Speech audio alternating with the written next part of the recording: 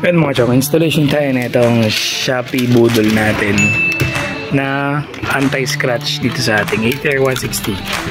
So galing to sa China. Check natin kung talagang fit siya at effective. Let's go, install na natin. In-order natin yung tag na 950 pesos na pares. So left and right ito. Yan siya. So check natin. Panggilid yan dito.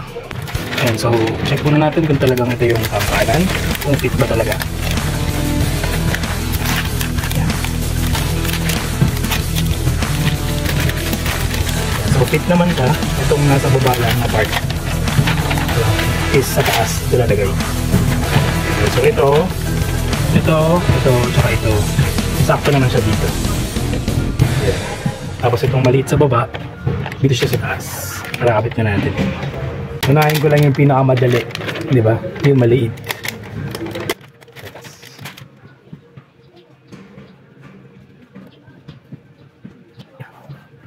So, hopefully talagang hindi naman ang galit. Ulit ang natin sa yung trigger. Next natin. Hindi naman ang galit. So, yung style mo sa taas, sa baba. Tapos, yun na.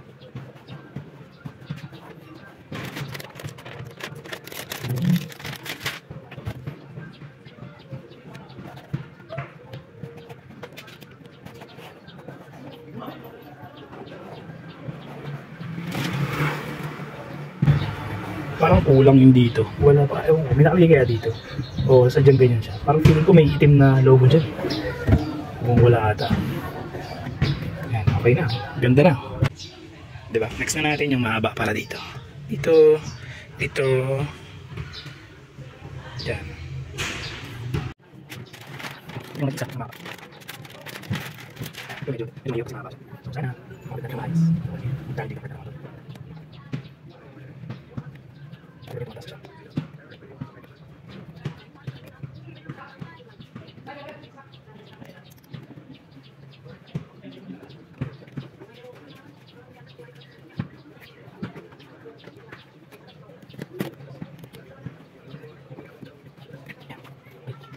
Medyo mahirap yung sa baba. Yan, so itong part na to, yung sa baba, medyo mahirap siya kasi mahaba yun. Yan, so dapat lang talagang dahan-dahan ang yung pagdidikit para talagang pantay at hindi nakauwang. Kasi pag nakauwang siya dito sa mga groove, mabilis siyang matatanggal pag umulan kasi papasukin ng tubig. Nakabit naman natin mga tol. Make sure lang na nakalapat yung mga kanto kasi yun yung papasukin ng tubig ulan na magkukos ng pagtanggal ng mga dikit niya.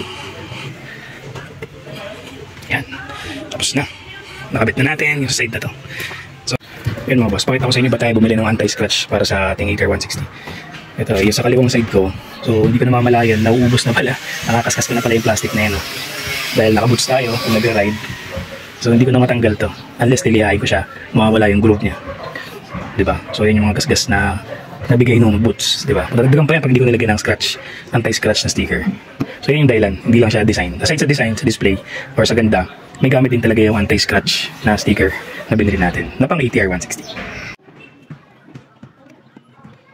So, sa yung side pala. So, dito yung mga so, dito yung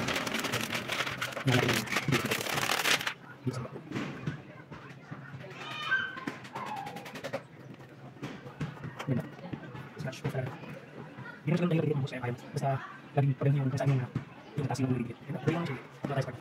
Ito, laging sa logo. Ayan, taas mo tayo.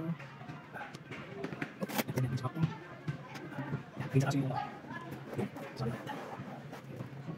Yung mga headshot, hindi pa hindi mga. Kasi yung prong sa atin doon.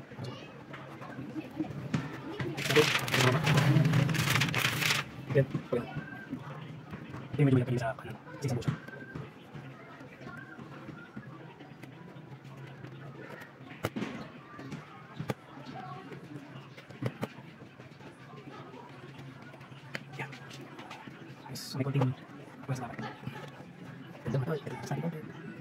Yan mga boss, maganda na siya. Iwas gas-gas, tsaka dagdag design na din sa ating ATR 160. 950 dalawa magkabila. Yung bilhin natin sa Shopee. Tapos yung para dito, dito, tsaka dito, and dito is nasa 180. 1850 pala. Yan mga boss. So dumating na yung ating scratch proof sticker para sa ATR 160 para dito, Tsaka dito. Pati dito. Kanina kinabit natin to sa gilid yan. So ngayon, dumating na rin yung para dito. Install na natin. Ito yung mga kasama niya. Ito. Galing sa China. Okay, let's go. Nilatag ko muna. Yun pala siya. So ito, part na yan para yung dito. Dito, tsaka dito. Tapos dito. Sa ignition. So yan yan.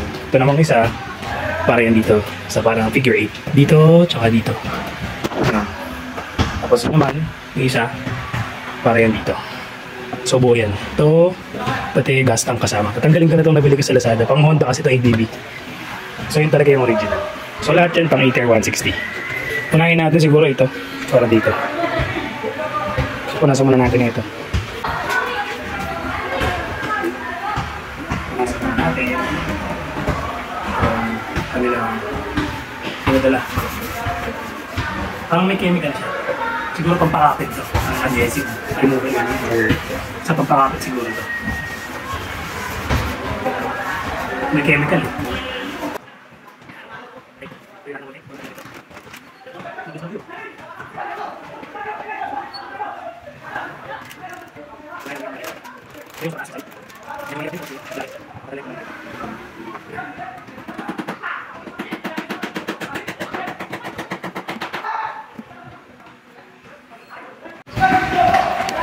Sabit natin sa gitna.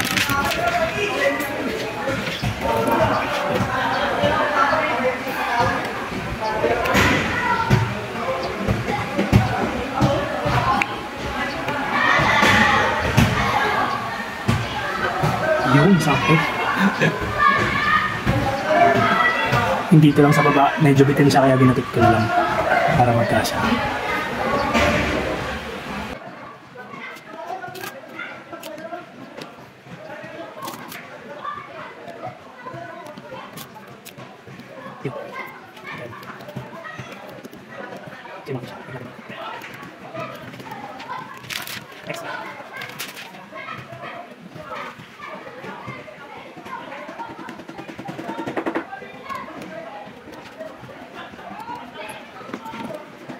Yun, isa.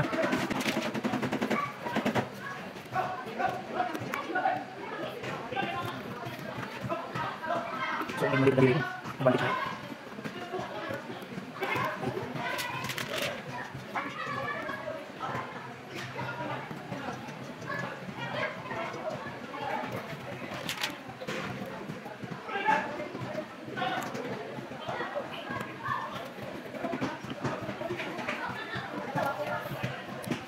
Dito. Yan mga chong, ganda. Ganda, di ba? Oh, scratch free na siya. So hanggang babayan dito. Ayan. Dito, dito, dito, dito, dito, tsaka dito.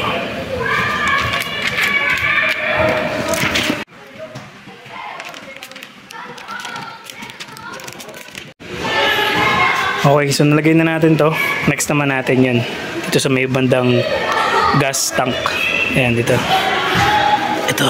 Okay. So, punasan ulit natin to. Okay, tara. Napunasan na natin ang kanilang pinadalang adhesive remover. Ayan. Or adhesive ano. Para pampakapit ba. Tuyo na rin. Kabit na natin to. Let's go.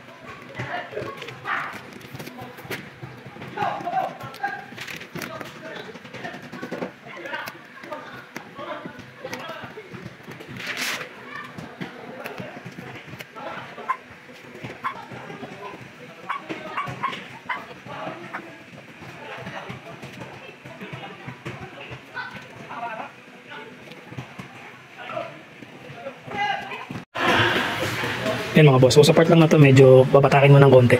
Yan yung parang dalawang sungay na mahuhuli sa part na to. Yan, parang babatakin mo tulad sa kabila. Nakabit ko na siya. So hinata ko lang siya ng konti. Yan, para siya isang buo. Yan, sakto naman siya. Hatakin mo lang dito ng konti bago may dikit.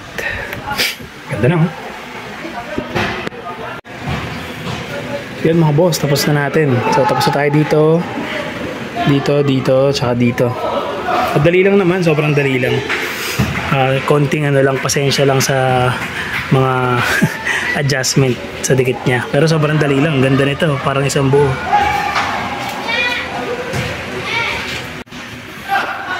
Yan, nalalang natin yung parang figure 8 yung dalawa. Tapos, kompleto na tayo. Ganda. Ayan mga chong, so medyo confusing lang tong part na to. Ito yan eh. Ayan, so ganyan pala yung mismong position yan kapag lalagay mo na dito. Ayan, so una lang nakaka-confuse, pati itong triangle. Ay yung diamond na yan. So ito yan, dito yan.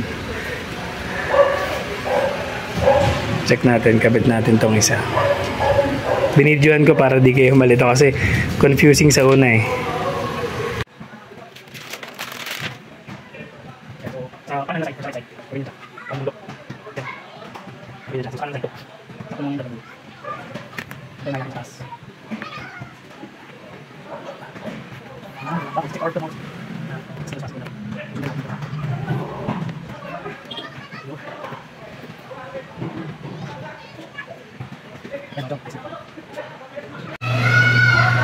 Yan mga boss, tapos na ang ating anti-scratch na sticker para sa ATR 160. Rubberize yung kanyang texture sa labas.